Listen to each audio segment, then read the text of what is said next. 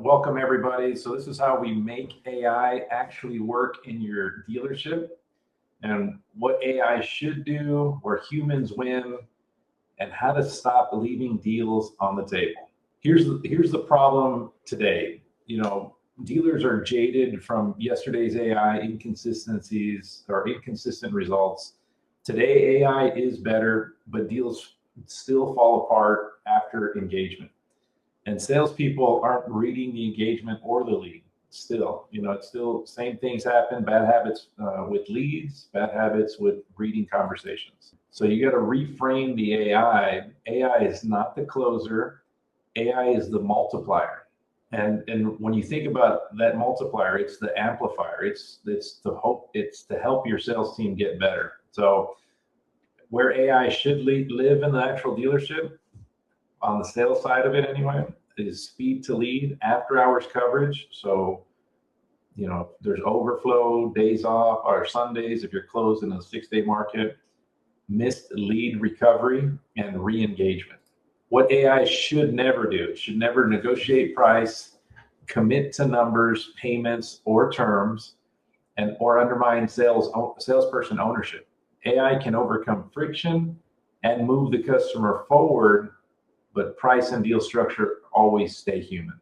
So when I look at, the current AI tools out there, a lot of the times they want to, give them the credit application. They want to do the trade-in, get the appraisal. They're trying to do everything. When reality is, if they just, focus on what sells, and that's the appointment, they'll do a lot better. Answering, basic questions here and there is good, but for the most part, you want to teach them how to be your best salesperson. And in today's environment, you can actually A/B test a real life AI agent today. Like A/B test your team against an AI. You can get it one CTA. You don't have to do a complete takeover, and you can see the difference for yourself. Most dealers actually convert leads to appointments at 20 to 25%, but with the speed to lead agent, dealers are increasing that lead to appointment ratio to 30 to 40%. So the right handoff increases close ratios even further, but your lead to appointment with the AI speed to lead agent is going to drastically improve. And so if you want to, ease yourself and don't go all in on AI, you can start small, measure everything, and let the data decide. Here's a live example of what I'm talking about. So for example, if you can do one of these CTAs, you don't have to do all of the CTAs.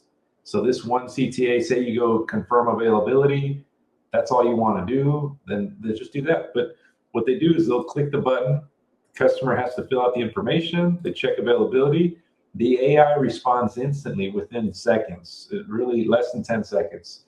But they'll send an email, SMS, and a voice call. Majority of the time, it pick up just a text, and you'll see the conversation. It's going to have rapport building questions. It's not going to be super generic, and there's going to be some latency there and cadence so that it feels more human. And then what the example is just showing that it's appointments being set. So it confirms the interest, books a time, and then stops before there's any friction. And then if the customer, if they stall out and don't respond right away, then it gets pushed in, and in real time, all of the transcripts are there and everything.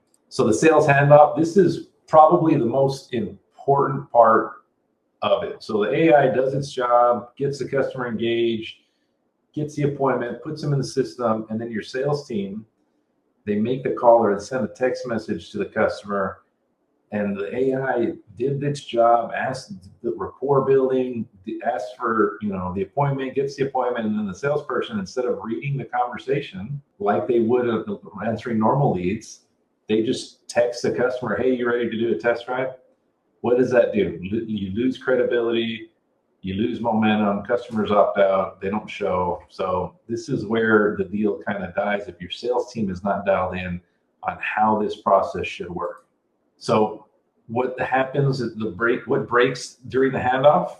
Repeating questions, reconfirming everything, and sounding unsure. Like I've seen it at several of our stores where they're just not they're repeating the questions instead of carrying the conversation. So what works instead, they have to assume ownership, continue the conversation, and do not restart the conversation. Here's one continuous conversation. It has to completely flow. AI starts it, human finishes it, like handing the baton. You don't want to stop, then get the baton. You want to keep running in motion and get the baton.